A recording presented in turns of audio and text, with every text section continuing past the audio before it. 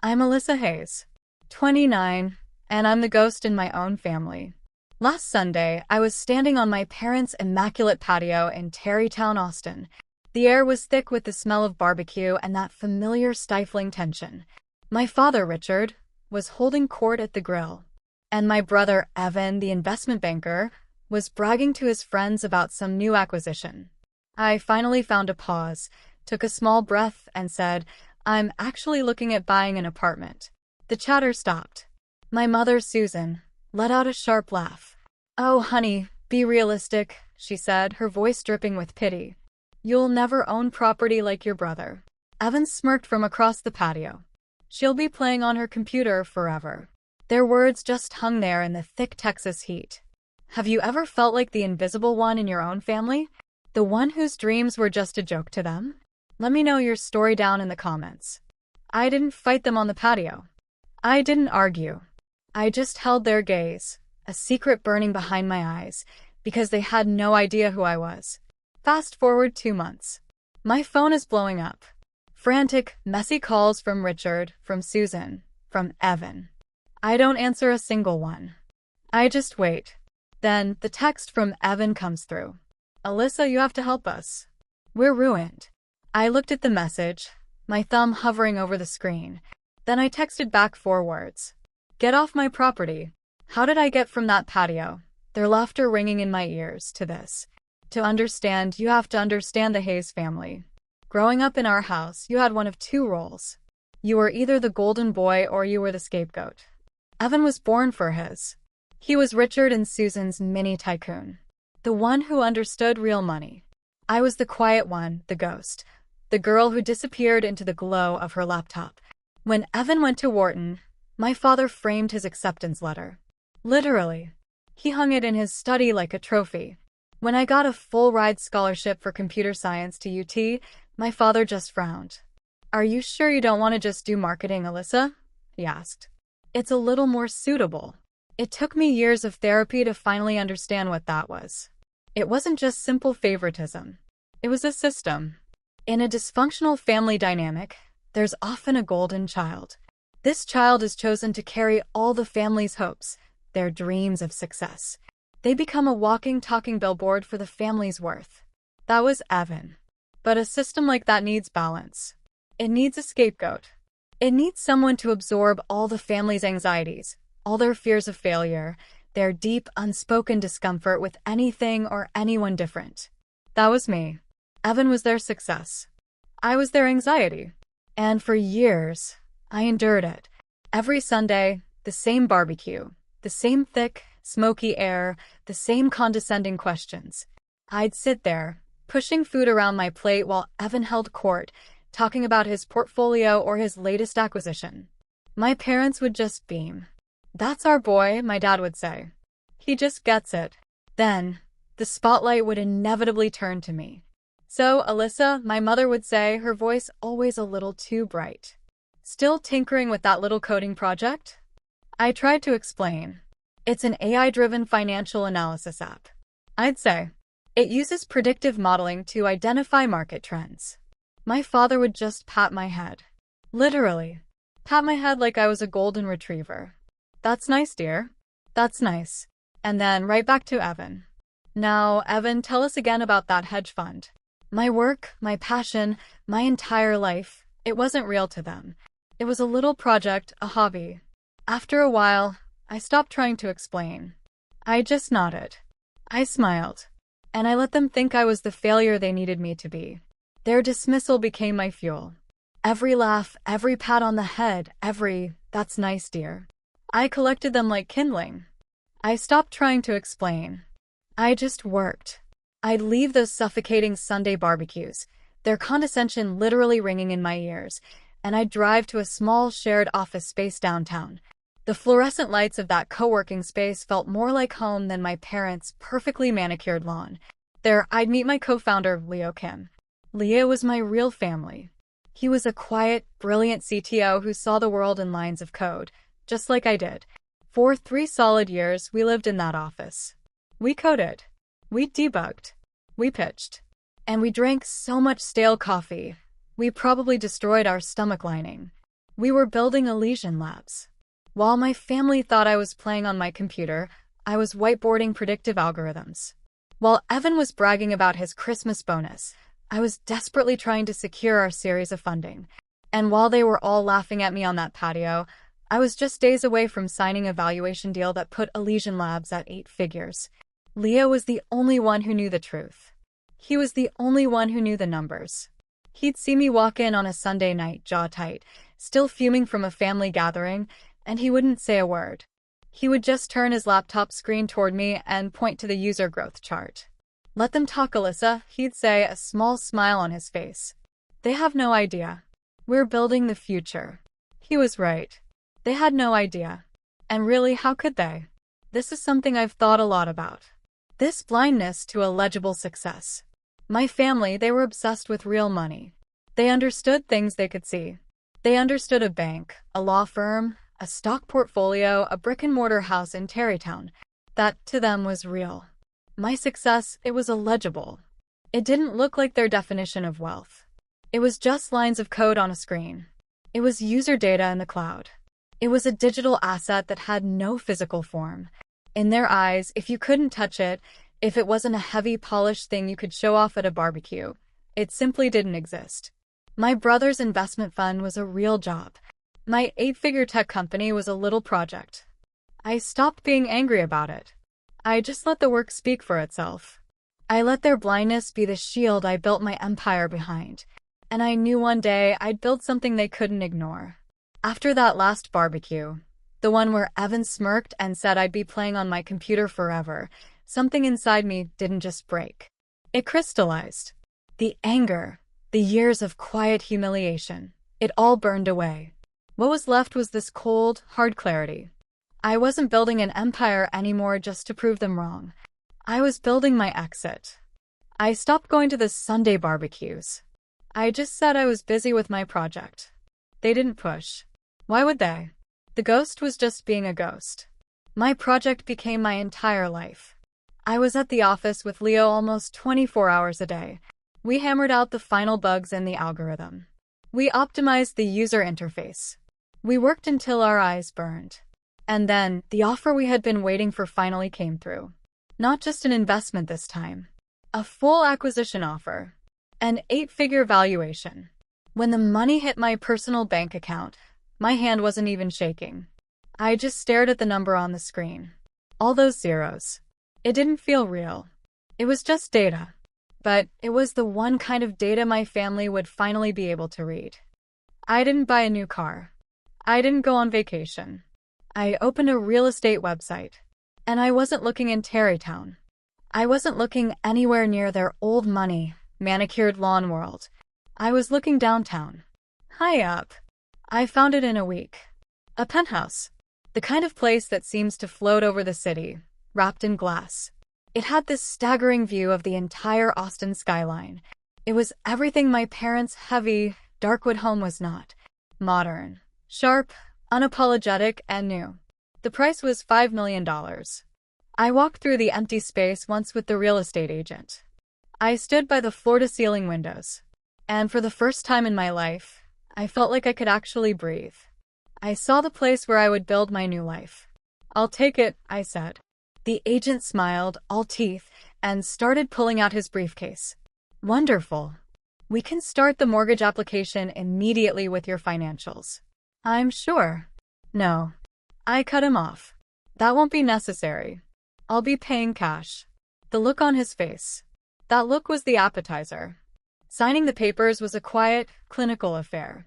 Just me and a very surprised lawyer.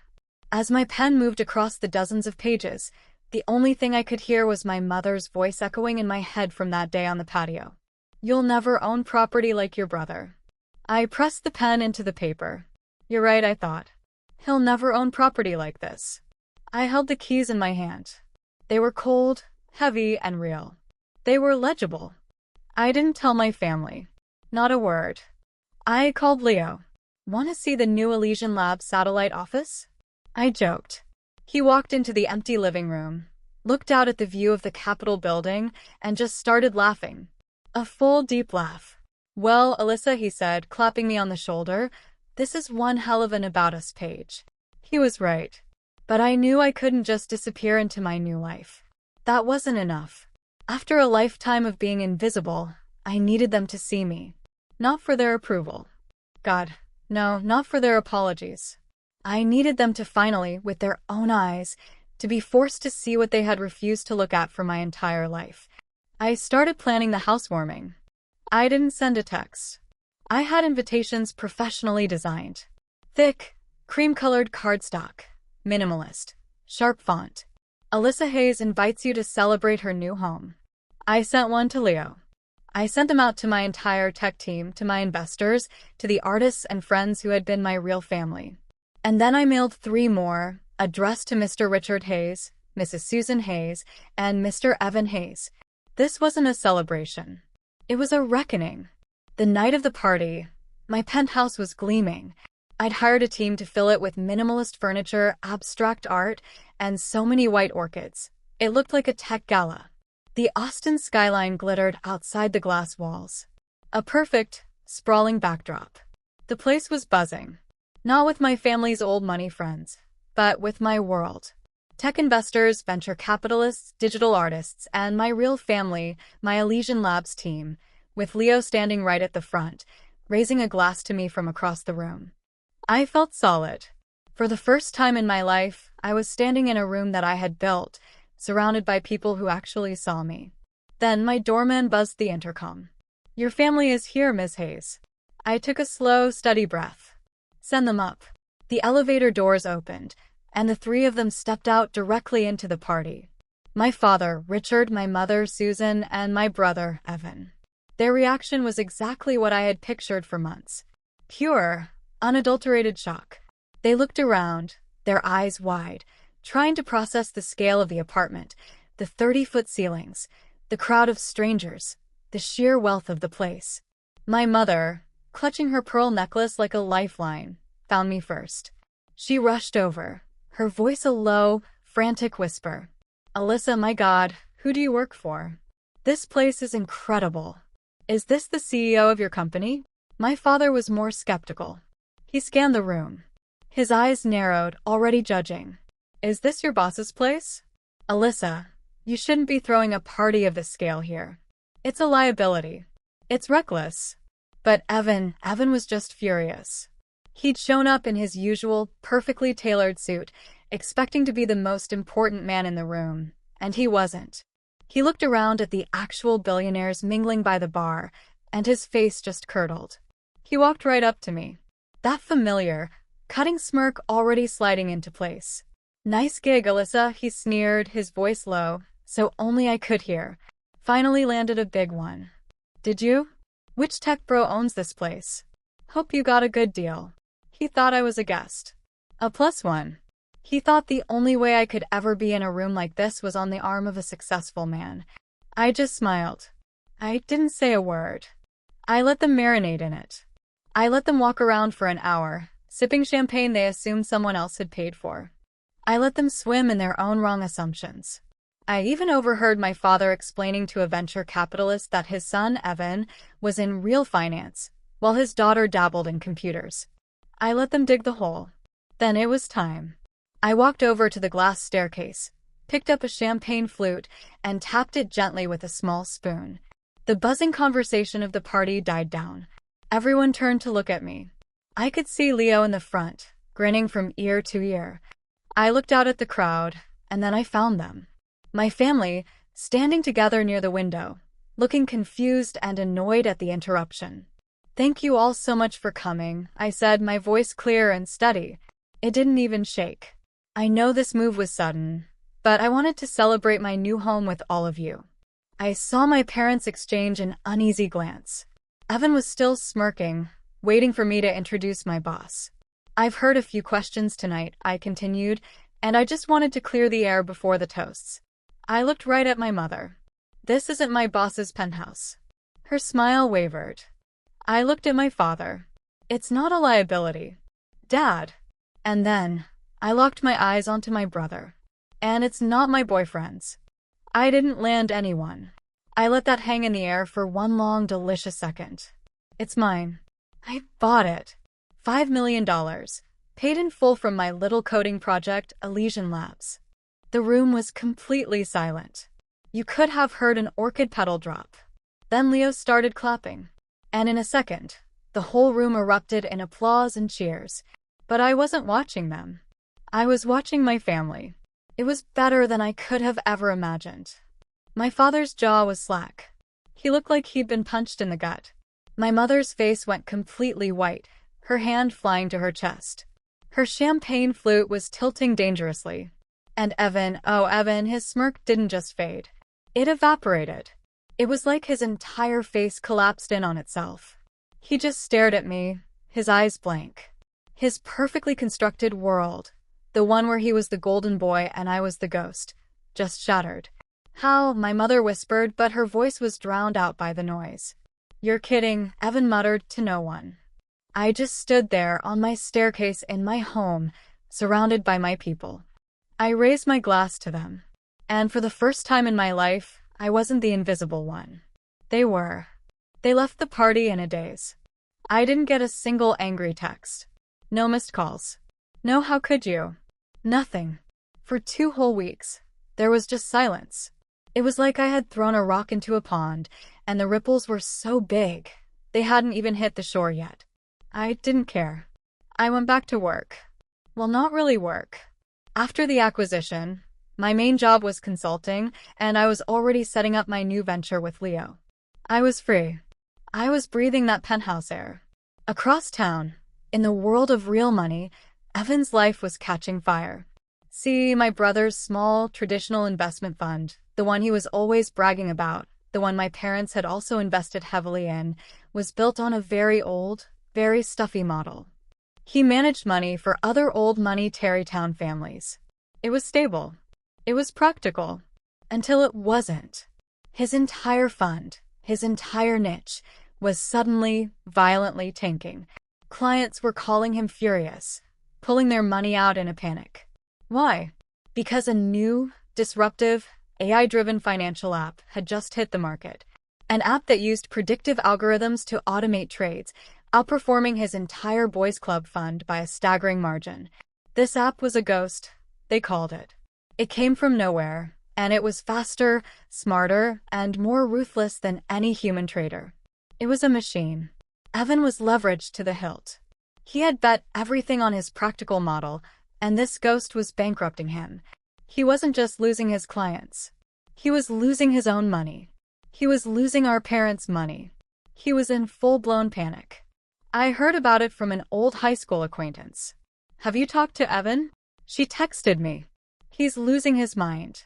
Some new tech app is destroying him. I just looked at the text. I knew, of course. I knew which app it was. You see, the final, beautiful, the poetic part of the story, the part Evan still hadn't figured out. He never once bothered to look at the name of the AI competitor that was destroying his life. He never bothered to read the About Us page on its website. He never saw the name of the founder and chief architect of the algorithm that was taking him apart, piece by piece. He had no idea that the ghost in the machine that was bankrupting him was me. Elysian Labs wasn't just my little coding project. It was the weapon that was dismantling his entire world. And he was so blinded by his own arrogance, he couldn't even see it. That's when the frantic calls started. The texts, the desperate pleading voicemails, and then, one rainy Tuesday afternoon, my doorman buzzed. Miss Hayes, your family is in the lobby. I paused. Send them up. I stood in my marble entryway as the elevator doors opened. The 3 of them stepped out. But these weren't the same people from the barbecue. They were shadows. My father, Richard, wouldn't look at me. He just stared at the gray polished floor. My mother, Susan, was visibly trembling, her hands twisting the strap of her purse. And Evan, the golden boy, he just looked broken. His tailored suit was wrinkled. His hair was a mess. His eyes, usually so full of sharp-cutting arrogance, were just empty. My mother spoke first. Her voice a thin, cracking whisper. Alyssa, we need your help. Evan just stared at the floor, silent. My father finally looked up. His face gray. Your brother, his fund is gone. Alyssa, everything. It's all gone. My mother let out a small sob. The house in Terrytown, she whispered. It's in foreclosure. The bank is taking it. And then she did it. She surged forward, her manicured hands grabbing my arm, her nails digging into my skin. It was the first time she had touched me in, I don't know, maybe a year. You're doing so well, Alyssa. Your company, it's so. You have to help us. You have to fix this. He's your brother. He's your brother. The magic words. The words that were supposed to unlock a lifetime of guilt. The words that had always worked. I looked at them. The three people whose approval I had once craved more than air. The three people who had built their identities on the fact that I was a failure. I awaited to feel something. Anger, pity, old familiar pain. I felt nothing. No anger, no pity, just quiet. A deep, cold, peaceful quiet. I gently unhooked my mother's fingers from my arm. I walked the few steps to my front door, the heavy solid oak door of my home. I pulled it open. The city of Austin, my city, was sprawling out behind me. I looked at my father, at my mother, and then, finally, at my brother. Get off my property. The words landed. Sharp, final, not screamed, just stated. A fact. Their eyes widened. Stunned. Alyssa, please, my mother pleaded, her hands shaking. We're your family. I just shook my head. Once you made your choice, I said. Now I'm making mine. I closed the door on their stunned, broken faces, and I didn't look back. I didn't watch them leave. I turned around, walked over to my glass wall, and just watched the rain fall on the city.